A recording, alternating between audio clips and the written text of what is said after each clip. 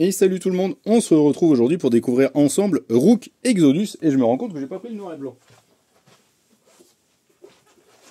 C'est quand même couillon. Parce que voilà, Rook Exodus, Urban souhaite mettre en avant le titre, et notamment la partie graphique, signée par Jason Fabok.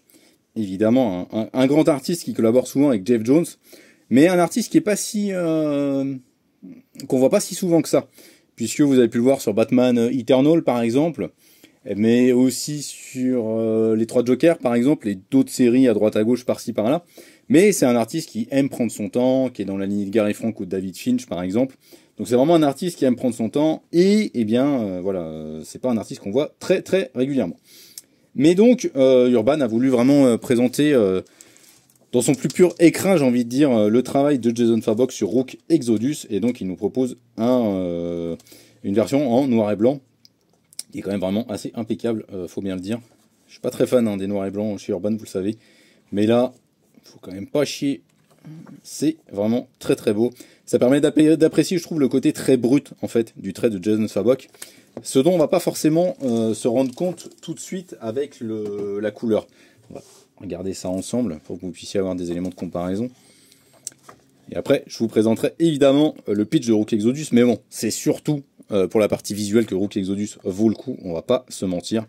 Jeff Jones, il a clairement signé un titre qui est fait pour Jason Fabok en fait, pour que visuellement il s'éclate. Vous voyez, visuellement, quand on rajoute les couleurs, je trouve qu'on se rapproche beaucoup d'un style à la Gary Frank. Et donc on perd un peu le côté brut qui va bien justement avec l'histoire en plus. Parce que donc Rook Exodus se passe dans le futur.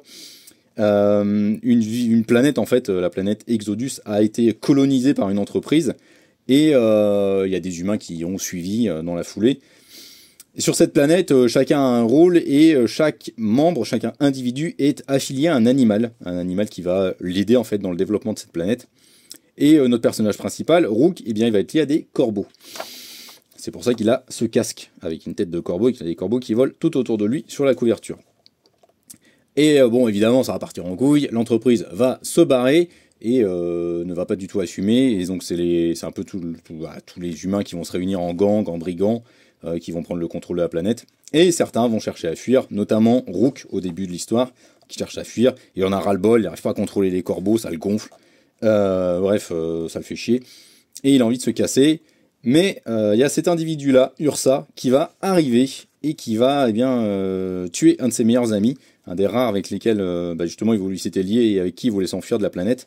Donc il va le tuer, et en fait il se rend vite compte que cet individu, Ursa, cherche à prendre le contrôle de tous les casques et donc de tous les animaux de la planète.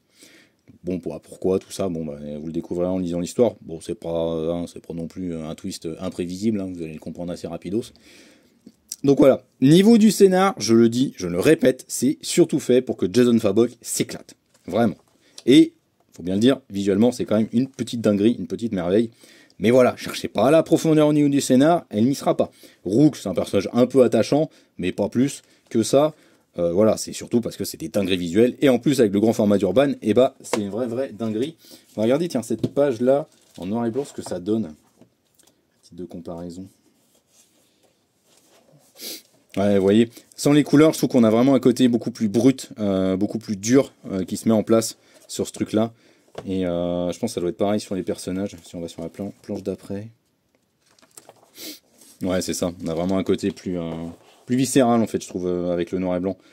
Donc, ouais, moi j'aurais tendance à préférer le noir et blanc à la version couleur. Mais bon, ça après, c'est à vous de voir, sachant que la version noir et blanc est 2 € plus cher que la version couleur, donc c'est pas non plus si cher que ça. C'est pas abusé en tout cas ce que fait Urban. Donc voilà, clairement, Rook Exodus, je le dis, je le répète, c'est le tome 1 d'une nouvelle série. Alors donc c'est par Jeff Jones, c'est dans son label indépendant maintenant Ghost Machine, mais ça n'a rien à voir avec l'univers partagé The Unnamed. Faut faire gaffe à ça, c'est un peu compliqué.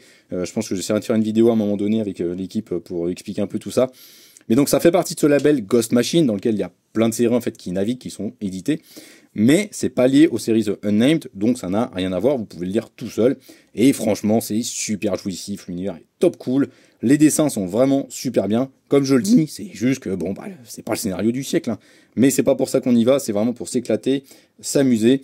Et c'est une bonne grosse série B, en fait, comme on le fait, mais c'est soigné. Voilà, le scénario n'est pas innovant, n'est pas spécialement très sophistiqué, comme ce que peut nous faire Jeff Jones sur Geiger, par exemple, ou sur, comment ça s'appelle, sur Redcoat. Mais c'est quand même hyper intéressant et assez marquant sur plein d'aspects. Donc franchement, je vous conseille vraiment de foncer dessus. C'est vraiment un petit bijou, et surtout au niveau voilà, visuel, je le répète, Jason Fabox, c'est un tueur. Et il nous accroche la rétine. Ciao!